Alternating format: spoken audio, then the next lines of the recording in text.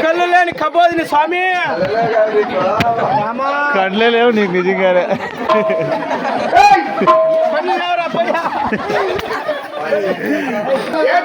ఏంది నిజే ఏంది నిజే ఏందో పోయింది బీంచాలు పట్టిండే.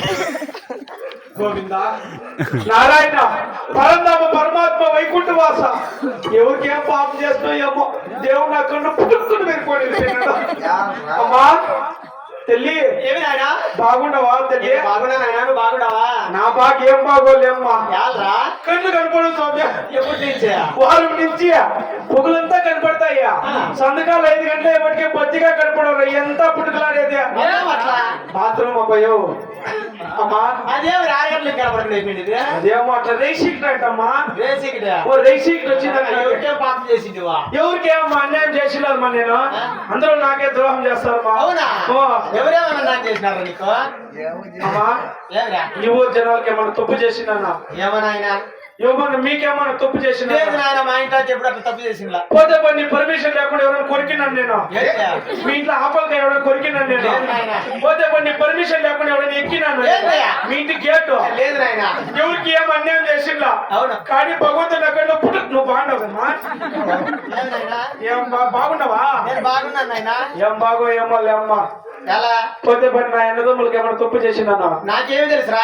5 మంది పుట్టినాం మేము అన్నదమ్ములు. మా ఎప్పటికీ 5 మంది 4 అన్నదమ్ములకి 2 ఎకరాలు ఇచ్చిన బతుకోమని. మిగతా 12 ఎకరాలు నేను తీసుకోను. ఏం తప్పు చెప్పమ్మా. తప్పేమి లేదు. వాళ్ళు అన్నదమ్ములు బాగుండాలని చెప్పి 2 ఎకరాలు ఇచ్చినాను. నా కొడుకులు అది కూడా తాగే అమ్ముకొని ఇచ్చింది. 12 ఎకరాలు రాపించుకుంటా. 12 ఎకరాలు నేను అన్యాయం అయినా పర్వాలేదు, వాళ్ళు బాగుండాలని చెప్పి నువ్వు 12 ఎకరాలు రాపించుకున్నావు. 5 మందికి 10 ఎకరాలు ఇచ్చినావు. 5 మందికి 10 ఎకరాలు ఇచ్చేసి వాళ్ళకి 10 ఎకరాలు ఇచ్చి 5 మందికి అది కూడా అమ్ముకొని తాగేసినారు. ఎవరు అమ్ముకోండి అనుకోండవా?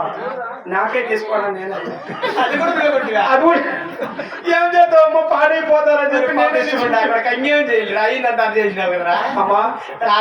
అయినా చూడు దేవుడు నా కళ్ళు ఏదో ఊరికి పుట్టుకుని పెరుగుతావు. నువ్వు బాగుండవు కదా? నేను బాగున్నాను. ఏం బాగో ఏమో లేమ్మా. తెల్లి నా కళ్ళ ముందు ఉన్న చూసా భాగ్యం లేకుండా చేయనాడు బిడ్డకి దేవుడు.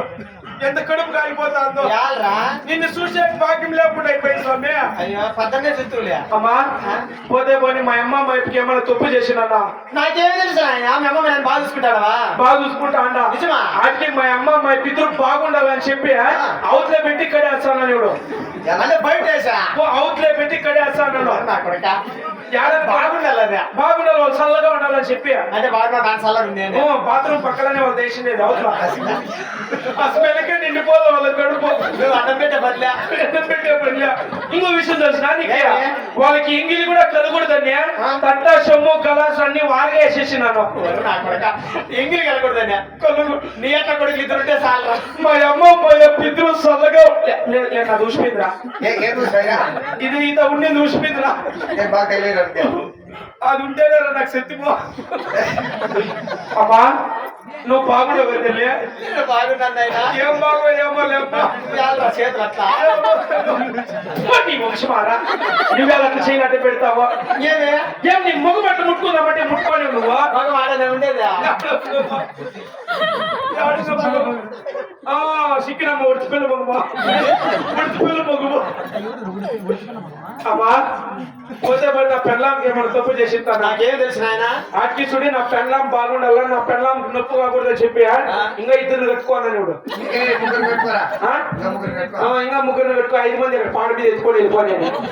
అమ్మా ఏనాయనా ఏమో తెల్లారాడు తమాషా మాట్లాడాను పాపం చేసుకోవచ్చు కాదు నాయనా బిడ్డ మీద తల్లికి ఎందుకు కోపము అదే కదా. నా బిడ్డ లాంటి వాడివి చిన్నప్పటి సాకాను నీ మీద నా కోపం ఎందుకు నాయనా కదా అమ్మా ఈ పాల్గొండపురి పట్టణమున ఆహా. నువ్వు మహాపతిగా తన పేరు పొందినవంట అవును బాబు. నువ్వు తలకాయ మీద శైలి పెడితే ఎన్నో రోగాలు వస్తాయంట ఏమో చదువు సంస్కారం లేదు ఏం మాట్లాడతామేమో తెలిసలేదు వాళ్ళు మాకు సన్నోళ్ళకి నోరేరో వాళ్ళకే అమ్మా ఏరా, పురుగులు కూడా పోతాయి నోట్ల అమ్మా ఏమి నాయనా ఇప్పుడే నీ చేతులకు చాలా భక్తి శక్తి చాలా ఉందంటే అవును బాబు నీకే కానీ శక్తి ఉంటే నీకే కానీ భక్తి ఉంటే నా తలకాయ మీద చేయి పెట్టి నాకు కళ్ళు వచ్చే మార్గమేమో అట్లా చూపి అమ్మా అంటే నా చెల్లి తల మీద పెడితే కళ్ళు వస్తాయి అంటున్నావా నాయనా సరే బాబు గోవిందా నారాయణ